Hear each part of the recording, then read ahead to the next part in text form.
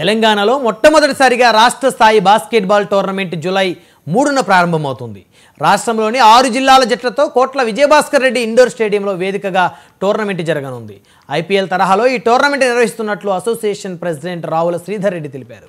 Basketball ఆటను ప్రోత్సహిస్తూ యువతలో ఉన్న టాలెంట్ను వెలికి తీసేందుకు టోర్నమెంట్ ప్రారంభిస్తున్నామని అన్నారు.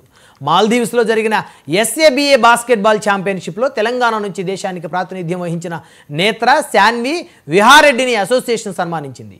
అసోసియేషన్ ప్రెసిడెంట్ రావుల శ్రీధర్ రెడ్డి సందర్భంగా ప్రత్యేక అభినందనలు తెలిపారు.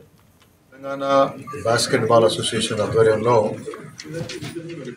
తొలిసారిగా ఎట్లయితే మీరు క్రికెట్లో ఐపీఎల్ చూస్తారో, కబడ్డీ ప్రీమియర్ లీగ్ చూస్తారో, ఆ రకంగా తెలంగాణ రాష్ట్రంలో బాస్కెట్బాల్ స్పోర్ట్ని డెవలప్ చేసేందుకు, ప్లేయర్లకు ఒక మంచి అవకాశం కల్పించేందుకు, వాళ్ళు మరింతగా రాణించేందుకు Telangana basketball association first Telangana pro basketball league నిర్వహించబోతా ఉన్నాం. దాంట్లో ముందుగా ప్రీ సీజన్ నిర్వహిస్తబోతా ఉన్నాం. బేసిక్గా దీంట్లో 6 టీమ్స్ ఉంటాయి.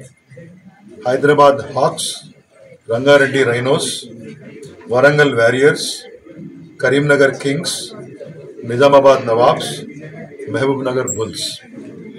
ఈ ప్లేయర్స్ అందరినీ కూడా ఇప్పటికే రాష్ట్ర వ్యాప్తంగా 500కు పైగా ప్లేయర్స్ ఎవరైతే వచ్చిందో వాళ్ళందరికీ ప్రొఫెషనల్గా సెలక్షన్ ట్రయల్స్ పెట్టి, ఒక ఎక్స్పర్ట్స్ సెలక్షన్ టీంని పెట్టి